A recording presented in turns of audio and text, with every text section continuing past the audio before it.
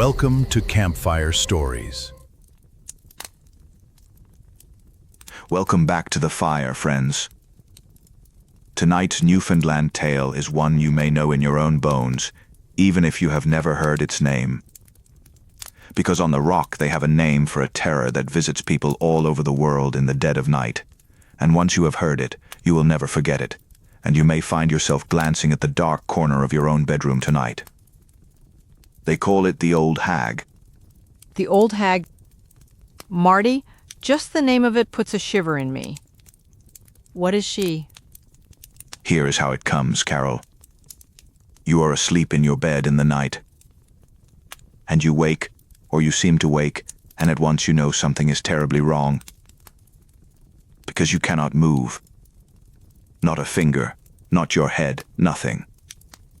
You are pinned, wide awake, aware of your own room, unable to stir or cry out. And then, Carol, comes the worst of it. You feel a weight settle onto your chest.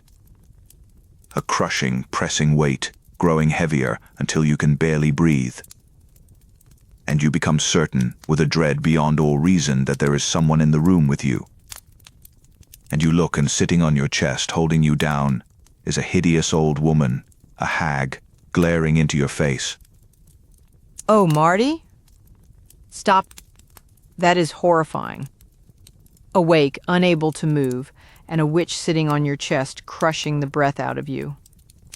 I have goosebumps up both arms. Does she do anything? She holds you, Carol.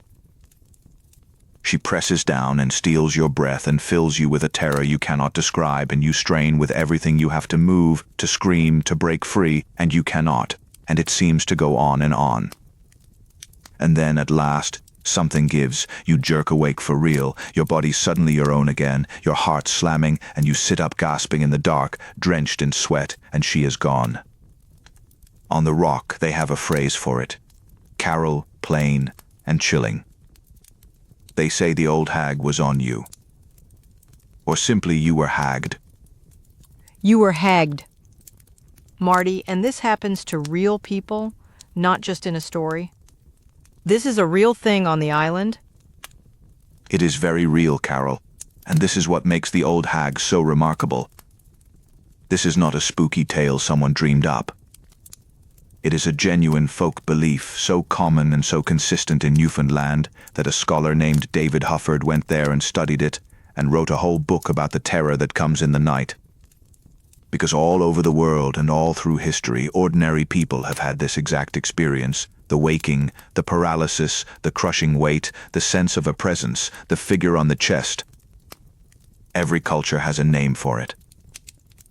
And on the rock, the name is the Old Hag. So it is universal. Marty, that almost makes it more frightening, not less, that the same hag visits people everywhere. Is there an explanation? There is, Carol, and I will give it to you honestly, because I think the truth here is as fascinating as the folklore. What the science says is that this is a thing called sleep paralysis. As we drift in and out of the deepest dreaming sleep, the body naturally paralyzes itself so that we do not act out our dreams. And sometimes the mind wakes up before the body's paralysis lets go. So you are conscious, aware of your room, but your body is still switched off and you cannot move. And the dreaming part of the brain, still half running, fills that helpless, frightening moment with the most primal thing it can conjure, a threatening presence, a weight, a figure. The old hag, Carol, is your own sleeping mind, caught between two worlds.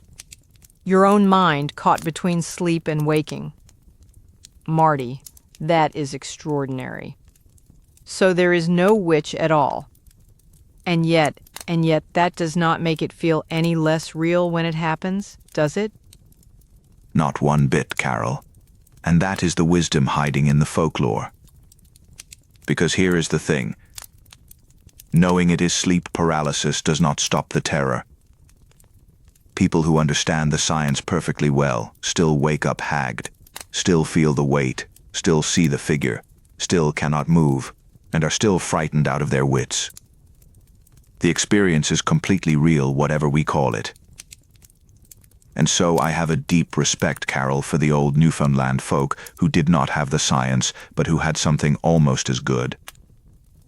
They had a name for it, and a shared understanding, and even a set of remedies. Remedies, Marty. What did they do to keep the old hag away? All manner of things, Carol, passed down through the outports. Some slept with a nail or a knife or a bit of iron under the pillow, for the old folk believed iron warded off evil. Some placed their boots by the bed pointing away from them, or a board with a nail driven through it. Some said their prayers with special care.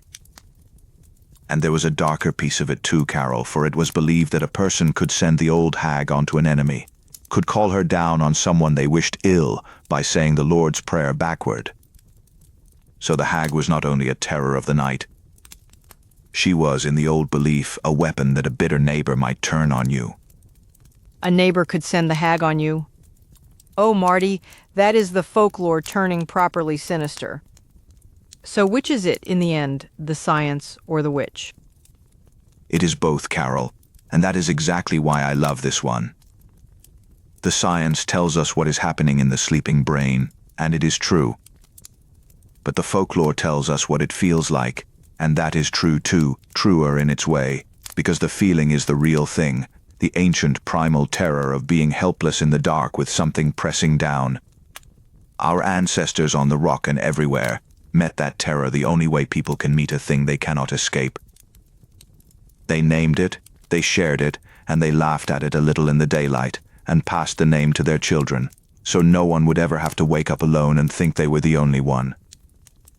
The old hag is the whole human race, Carol, keeping each other company in the dark. I'm Marty Shepherd. And I'm Carol, and tonight I'm putting my boots by the bed pointing at the door, just in case. Hold your people close, keep a light near, and if the old hag comes calling, remember she has visited everyone who ever lived. Come back to the fire,